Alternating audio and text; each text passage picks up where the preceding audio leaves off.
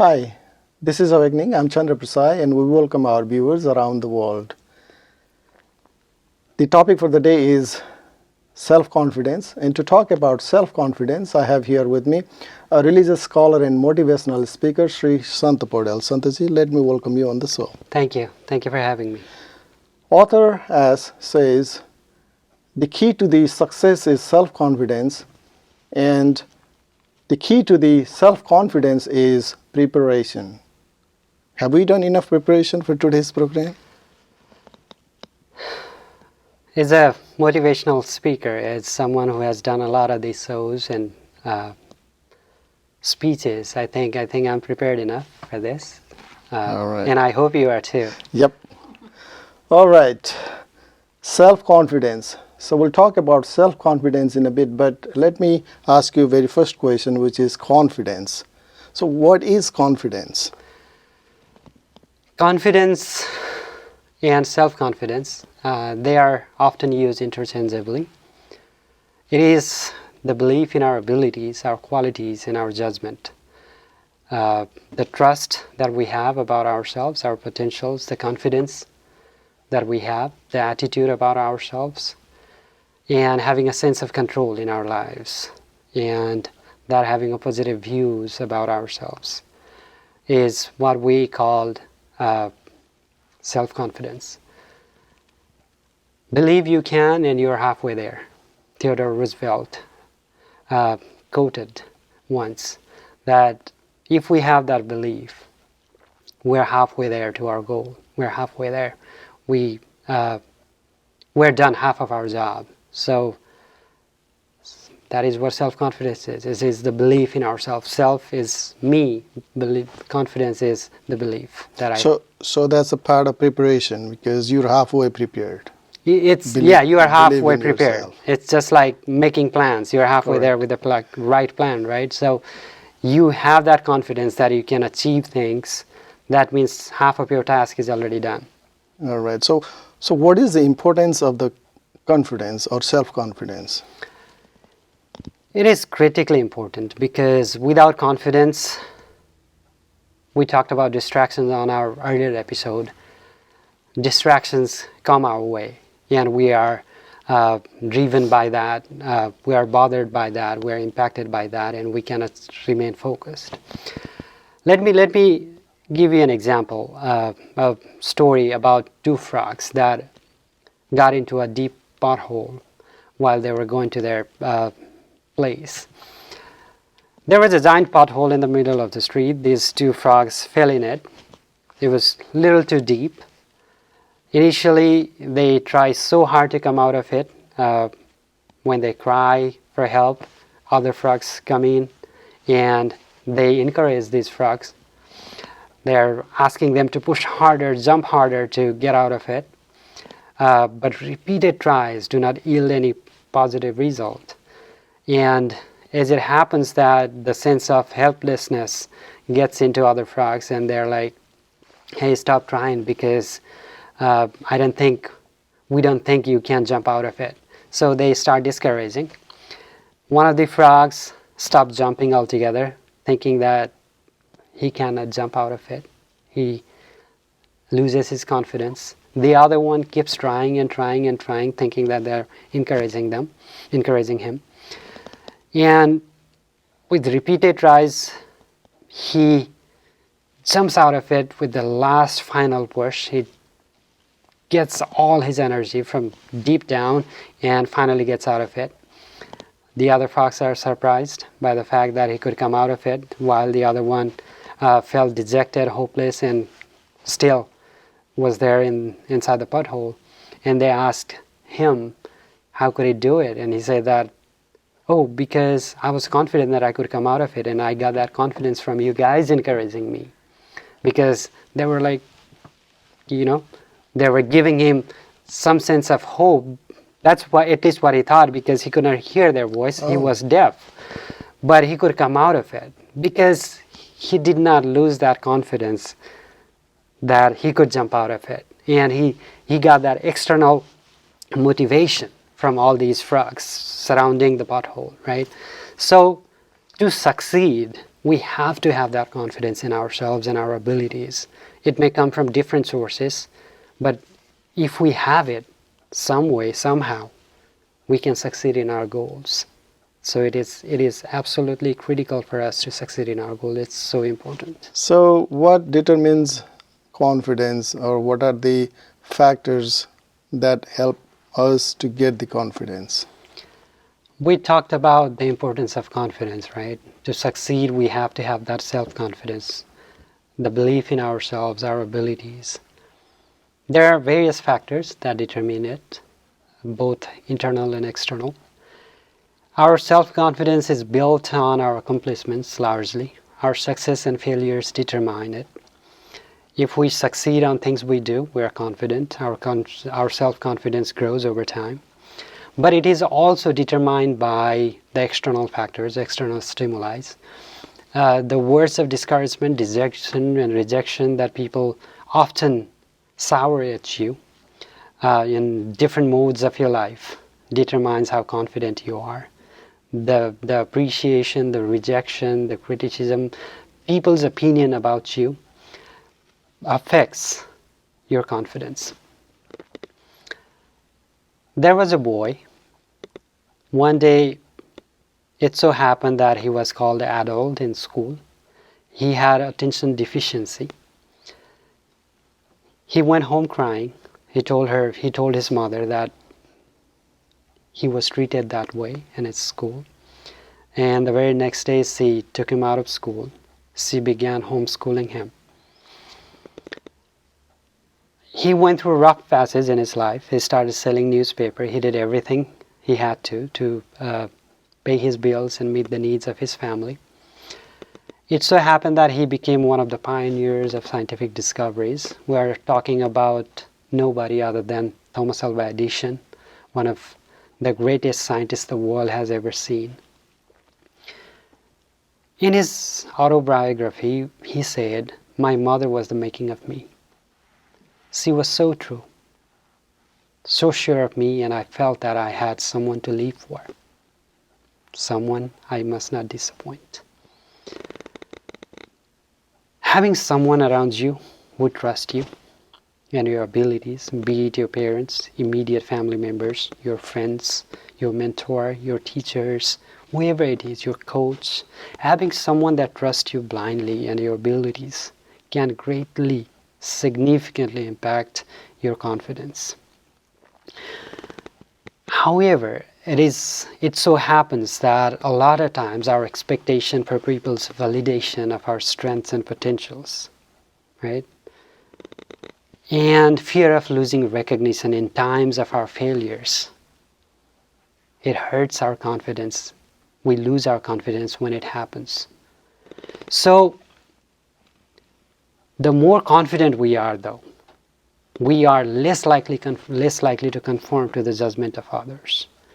Until we have that, we look for people's opinion and we pay attention to what people are saying about it. Both of these go hand in hand. We have more confidence, we stop looking at what people are thinking about us, or we care less about people's validation of our potential. Until we have that, we seek on that, and then it hurts us. So different external things and internal stimuli or factors determine our confidence.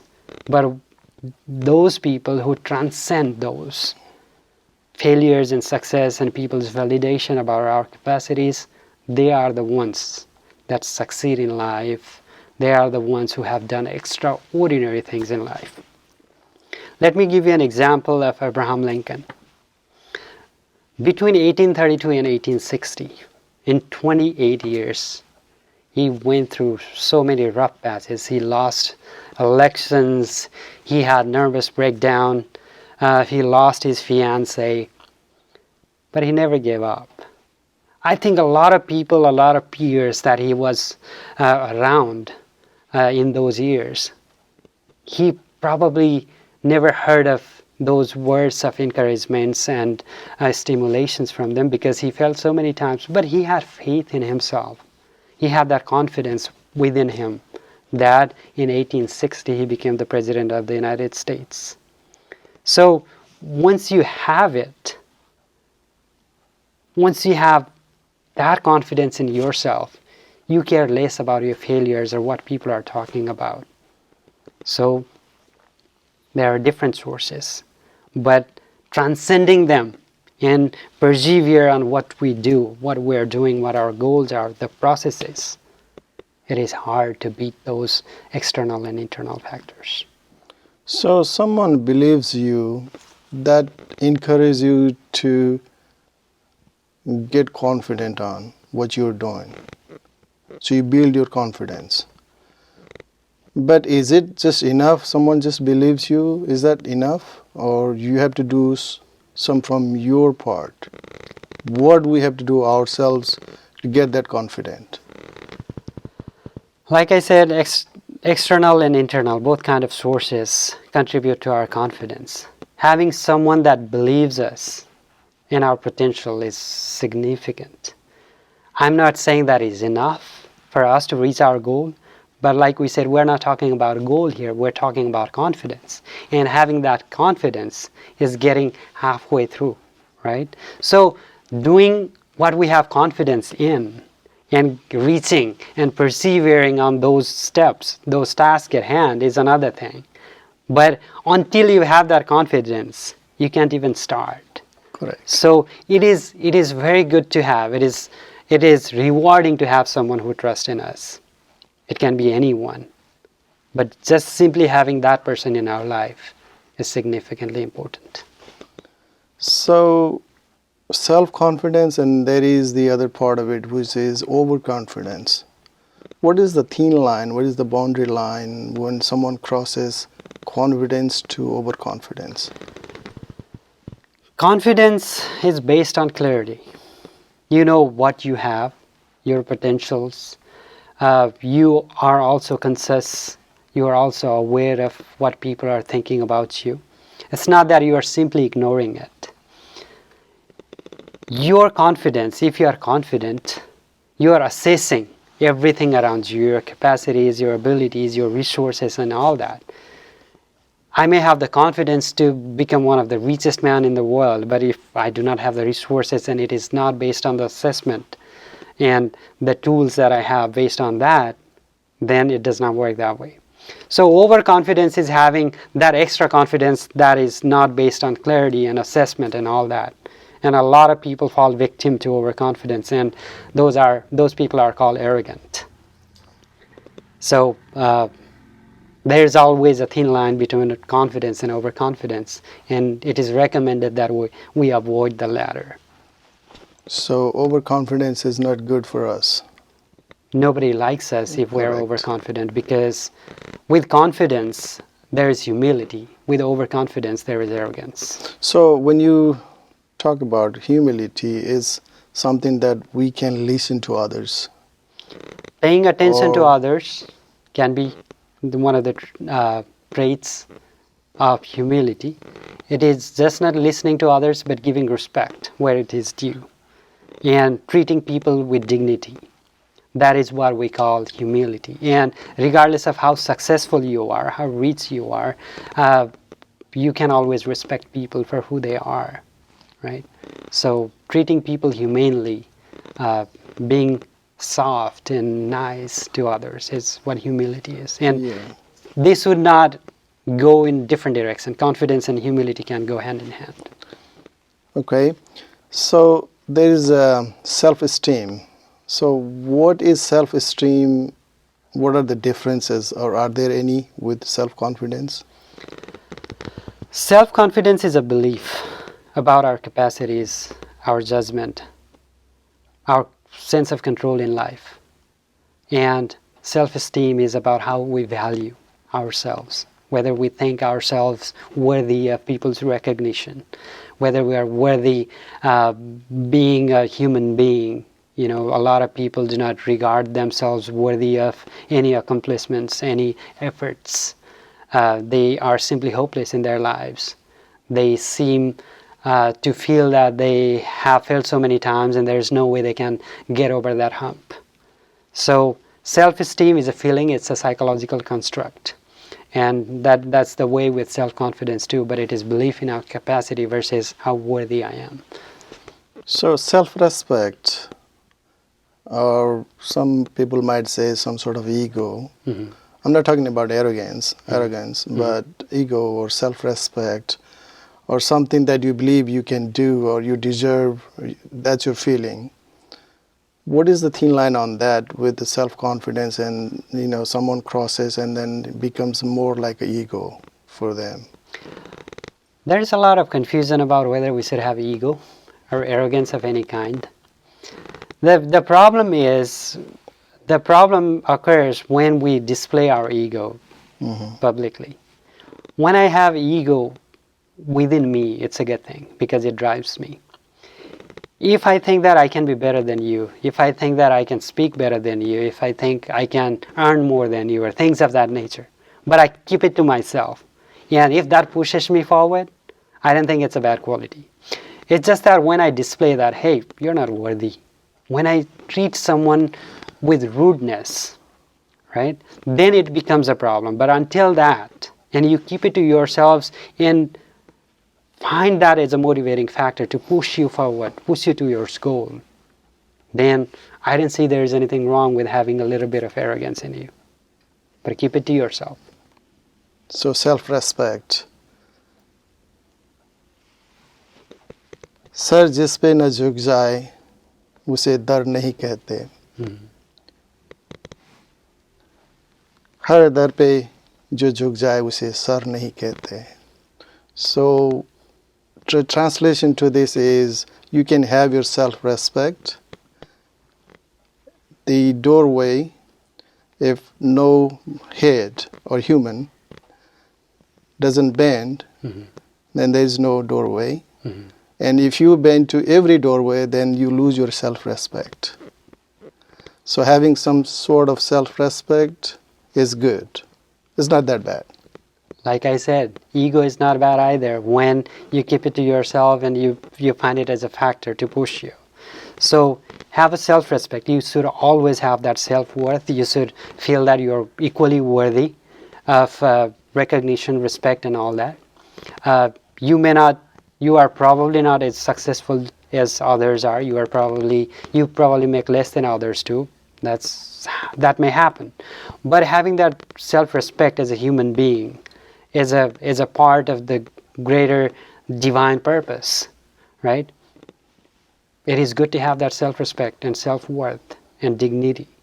So there's nothing wrong with it.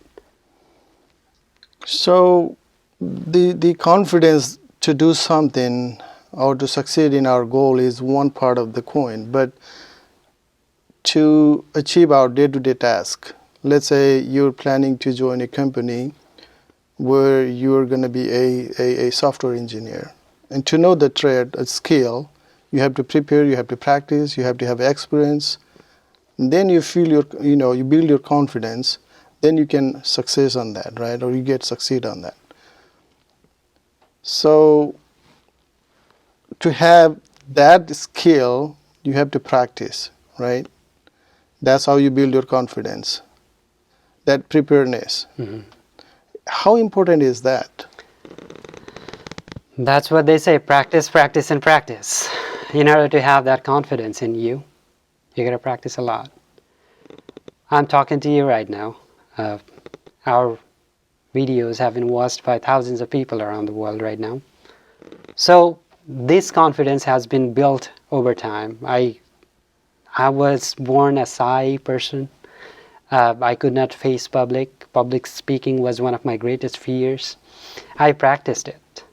I worked as an officer in a non-profit organization in Nepal. I became a teacher. Now I'm a preacher and I speak to hundreds of people, right? So the more you practice, the more self-confident you get. You have that confidence in you as you go along. So one of the keys to become more confident is to practice your skill, master that skill. That is what they call self-efficacy, right? To have that ability to master certain tasks or finish certain tasks. There are two terms, self-efficacy versus self-confidence. Self-confidence is general personalized characteristic. It's like I'm confident in my potential in a larger scale or larger realm. Versus self-efficacy, I can master public speaking. That skill I can develop. So once you master different skills in you, that give you a sense of overall confidence. That's what we call self-confidence. But like you said, practice is the key. You gotta practice. Practice, and then you get experience, and then you can use your intelligence on it. And then that builds your ability, and then you get more self-confident.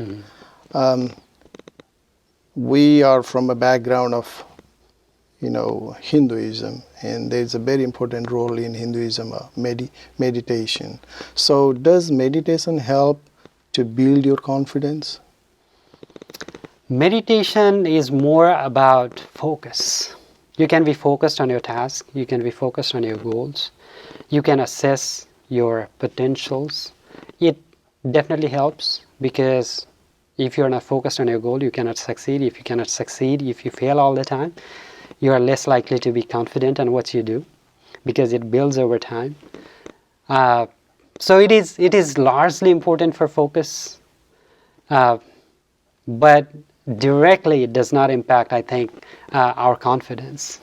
So what I'm trying to go towards is some sort of stability. Let's say there is ups and downs in our life, different situations. So if you have fully meditated, meaning you have done enough meditation, you have that stability built up within you, then you can observe the situation, you can observe that, right? You can handle that. So that's some sort of your confidence.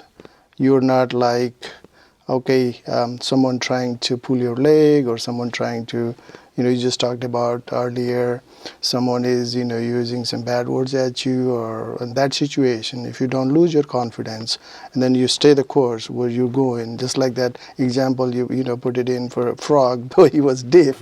But if we're not deaf, then we're listening. That kind of discourages us, right? So meditation kind of builds you or seasons you in other way. Am I wrong by saying that? I don't think you're wrong in any way. It's just that it does not directly impact our confidence. It gives a sense of focus and stability. We assess the situation, but assessing a situation does not affect our confidence. What affects our confidence is remaining unaffected by people's perception about us, or seeking validation from them, and not having the fear that we lose their recognition. So it takes us towards motivation, it takes us towards stability, like you said, but I think it does not directly impact self-confidence, because meditation is more about concentration, focus towards our goal. Confidence comes from accomplishments, our successes, and it is impacted by successes and failures and outside sources having views about us. So having that focus helps us reach our goal, and then once we reach our goals, once we succeed in different tasks, then we succeed and we become more confident. So meditation is more oriented towards focused, making us focus in our goals rather than building our confidence. Self-confidence, the best former ourself, self-assurance, inner peace, self-esteem, whatever name we can give or we call it, is the ability that we have within us which help us to achieve our goal or succeed in life. That is what is called confidence, self-confidence. So what is the takeaway for us out of this today's talk or this program? We talked a lot about self-confidence, and we gave the example of the frog, we gave you the example of Thomas Alva Edison, and a lot of others. The takeaway from this is Do not get affected by people's opinion about you, because until you transcend people's appreciation and criticism, because most of the times they are synthetic, manufactured, and artificial anyways, they do not give you their honest opinions about yourself. So see that glow in you, see that potential in you, and persevere in what you do. Summarizing this, like I said, just like Abraham Lincoln, realize that you fail in your pursuits. It's not that you succeed in once. You get humiliated, you get criticized, you get negative comments, things of that nature. So realize that failure is the part of life. Learn from it, adapt to situations, and move on. Right? That's one of the biggest things you can do in building your confidence, or at least not losing it. The second thing, dive into your fears. Right? Like public speaking was one of my greatest fears until a few years ago. I started talking to people, I started teaching, and then I became a preacher. I started talking to the mass, and the fear that I had became one of my greatest strengths now, that I can talk to people. Right? I can give speeches, I can be on a YouTube video. So dive into your fear, and a small success in your fear gives you a confidence like nothing else, because there are some things that you can do, anyone can do, and such things do not give you the confidence that you need in life to get out of difficult situations. So dive into your fears, whatever it is, right? So get into academic field, do public speaking, acting sometimes, or whatever it is that you have fear on. Just go and dive into it.